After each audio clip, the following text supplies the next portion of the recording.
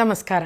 ಕಗ್ಗ ಮಾರ್ಗದಲ್ಲಿ ಮುಂದುವರಿತಾ ಇವತ್ತಿನ ಕಗ್ಗ, ರಾಮ ನಿರ್ದಂದು ರಾವಣನೊಬ್ಬ ನಿರ್ಧನಲ, ಭೀಮ ನಿರ್ದಂದು ದುಶ್ಯಾಸನನದೋರ್ವನ್, ಈ ಮಹಿಯೊಳನ್ಯಾಯಕಾರಿ ಇಲ್ಲದುದೆಂದು ರಾಮ ಭಟನಾಗು ನೀ ಮಂಕುತಿಮ್ಮ. 288ನೇ ಕಗ್ಗ ಇದು. ರಾಮ ನಿರ್ದಂದು ರಾವಣನೊಬ್ಬ ನಿರ್ಧನಲ. ಒಬ್ಬ ರಾಮ ಇದ್ದಾನೆ ಅಂತ ಅಂದರೆ ಒಬ್ಬ ರಾವಣನೂ ಇದ್ದೇ ಇರಬೇಕಲ್ಲ. ಭೀಮ ನಿರ್ದಂದು, ಒಬ್ಬ ಭೀಮ ಇದ್ದಾನೆ, ಒಬ್ಬ ಸಜ್ಜನ ಇದ್ದಾನೆ, ಶಕ್ತಿಶಾಲಿ ಇದ್ದಾನೆ ಅಂದರೆ ದುಶ್ಯಾಸನನದೋರ್ವನ್, ಒಬ್ಬ ದುಶ್ಯಾಸನ ಇರಲೇಬೇಕಲ್ಲ. ಈ ಮಹಿಯೊಳ್, ಈ ಭೂಮಿಯಲ್ಲಿ ಅನ್ಯಾಯಕಾರಿ ಇಲ್ಲದುದೆಂದು ಯಾವತ್ತಿರಲಿಲ್ಲ. ಇವಾಗ ಎಷ್ಟೊಂದು ಜನ ಹೇಳೋದು ಕೇಳಿ, ಅಯ್ಯೋ ಕಾಲ ಕೆಟ್ಟೋಯ್ತು, ಇವಾಗೆಲ್ಲ ಬರೀ ಕೆಟ್ಟತನ, ದುಷ್ಟತನ, ಕೊಲೆ ಇಂಥವೇ ಆಗುತ್ತೆ, ನಮ್ಮ ಕಾಲ ಎಷ್ಟು ಚೆನ್ನಾಗಿತ್ತು ಅಂತ. ಆ ಥರದ್ದು ಯಾವತ್ತೂ ಇರಲಿಲ್ಲ. ಎಲ್ಲ ಕಾಲದಲ್ಲೂ ಒಳ್ಳೆಯವರು ಇದ್ದರು, ಕೆಟ್ಟವರು ಇದ್ದರು. ಒಳ್ಳೆಯವರಿದ್ದರೆ ಅವರ ಒಳ್ಳೆತನ ಬರಬೇಕು ಅಂದರೆ ಒಂದು ಕೆಡಕಿನ ಮುಖ ಇದ್ದೇ ಇರಬೇಕಲ್ಲ.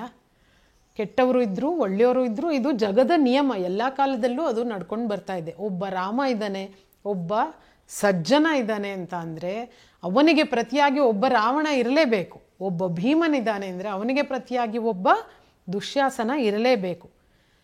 ಹಾಗಿದ್ರೆ ನಾನೇನು, ನನ್ನ ಐಡೆಂಟಿಟಿ ಏನಾಗಿರಬೇಕು?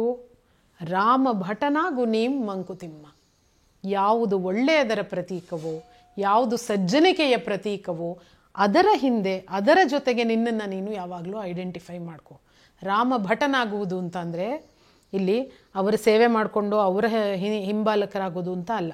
ಆ ಗುಣಗಳನ್ನು ಇನ್ಕಲ್ಕೇಟ್ ಮಾಡ್ಕೊ, ಆ ಗುಣಗಳಿಗೆ ನಿನ್ನ ಸಪೋರ್ಟನ್ನು ಕೊಡು, ಆ ಗುಣಗಳಿಗೆ ಬೆನ್ನೆಲುಬಾಗಿ ನಿಂತ್ಕೋ, ಅಥವಾ ಆ ಗುಣಗಳನ್ನು ನಿನ್ನ ಬೆನ್ನ ಹಿಂದಾಗಿಸ್ಕೊಂಡು ನಿಂತ್ಕೋ ಅಂತ.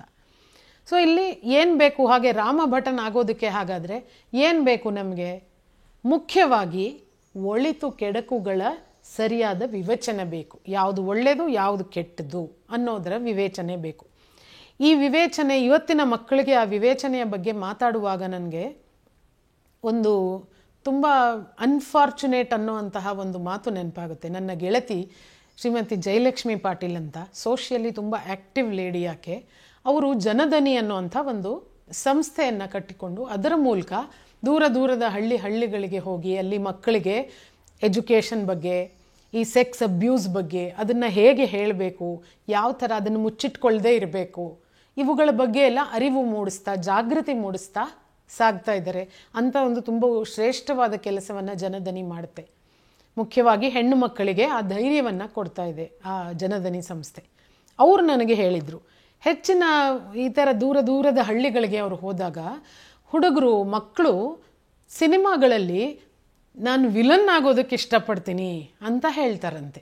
ಯಾಕೆ ಅಂತ ಅಂದರೆ, ವಿಲನ್ ಆದರೆ ಅವನು ಚೆನ್ನಾಗಿರೋ ಬಟ್ಟೆಗಳನ್ನು ಹಾಕ್ಕೊಳ್ತಾನೆ, ಮೀಸೆ ಬಿಟ್ಟಿರ್ತಾನೆ, ಫಿಟ್ ಆಗಿರ್ತಾನೆ, ದೊಡ್ಡದಾಗಿರ್ತಾನೆ, ಅವನ ಹಿಂದೆ ಮುಂದೆ ಎಲ್ಲ ಜನ ಇರ್ತಾರೆ, ಅಣ್ಣ ಅಣ್ಣ ಅಣ್ಣ ಅಂತ ಅವ್ನು ಕೆಲಸ ಮಾಡ್ತಾ ಇರ್ತಾರೆ, ಅವನ ಹತ್ರ ಬಂಗ್ಲೆ ಇರುತ್ತೆ, ಕಾರ್ ಇರುತ್ತೆ, ಏನಿಲ್ಲ ಅಂದರೂ ಅಧಿಕಾರ ಇರುತ್ತೆ. ಸೊ ಹೀರೋ ಆಗೋದಕ್ಕಿಂತ ವಿಲನ್ ಆಗೋದೇ ಈಸಿ ಅಂತ ಮಕ್ಕಳು ಅಭಿಪ್ರಾಯ ಪಡ್ತಾರಂತೆ. ಇದು ಎಂತಹ ಅನ್ಫಾರ್ಚುನೇಟ್ ದಿಕ್ಕಿನೆಡೆಗೆ ನಾವು ಹೋಗ್ತಾ ಇದ್ದೀವಿ ಅಂತ ನನಗೆ ಆಶ್ಚರ್ಯ ಆಗುತ್ತೆ. ಸರಿ ತಪ್ಪುಗಳ ವಿವೇಚನೆ ಬರಬೇಕಾದ್ರೆ ನಮ್ಮ ಮಕ್ಕಳಿಗೆ, ನಮ್ಮ ಮುಂದಿನ ಪೀಳಿಗೆಗಳಿಗೆ, ನಮ್ಮ ಮಕ್ಕಳು ರಾಮ ಭಟನಾಗಬೇಕು ಅಂತ ನಾವು ಬಯಸಿದರೆ ಆ ಸರಿ ತಪ್ಪುಗಳ ಡಿಸ್ಟಿಂಕ್ಟ್ ವ್ಯತ್ಯಾಸ ನಮ್ಮ ಮಕ್ಕಳಿಗೆ, ನಮ್ಮ ಮುಂದಿನ ಪೀಳಿಗೆಯವರಿಗೆ ಗೊತ್ತಿರಬೇಕು. ಆ ಬ್ಯಾಲೆನ್ಸ್ನ ಅರಿವಿರಬೇಕು.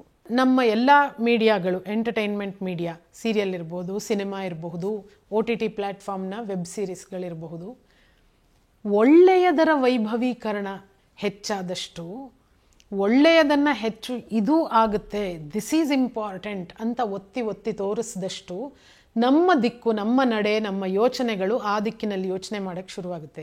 ಯಾವಾಗ ಒಂದು ಮಗುವಿಗೆ ವಿಲನ್ ಆಗೋದ್ರಿಂದ ನನಗೆ ಹೆಚ್ಚು ಲಾಭ ಇದೆ ಅಂತ ಅನಿಸುತ್ತೆ, ಆಗ ನಮ್ಮ ಸಮಾಜ ರಾಮ ಭಟನಾಗೋದ್ರ ಕಡೆಯಿಂದ ರಾವಣನ ಕಡೆಯ ಸೈನ್ಯ ಹೆಚ್ಚಾಗುವಂತಹ ಪಾಸಿಬಿಲಿಟಿ ಹೆಚ್ಚು ಕಾಣಿಸುತ್ತೆ. ಒಂದು ಸಮಾಜ ಕೆಳಗಿಳಿತಾ ಇದೆ ಅಂತ ಅರ್ಥ.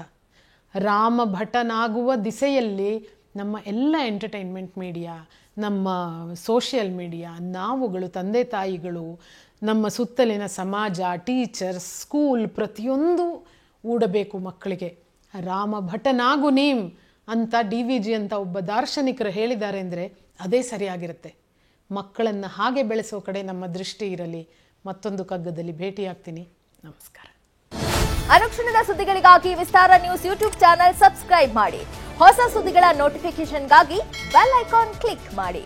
ಲೇಟೆಸ್ಟ್ ಅಪ್ಡೇಟ್ಸ್ಗಾಗಿ www.vistaranews.com ವೆಬ್ಸೈಟ್ಗೆ ವಿಸಿಟ್ ಮಾಡಿ.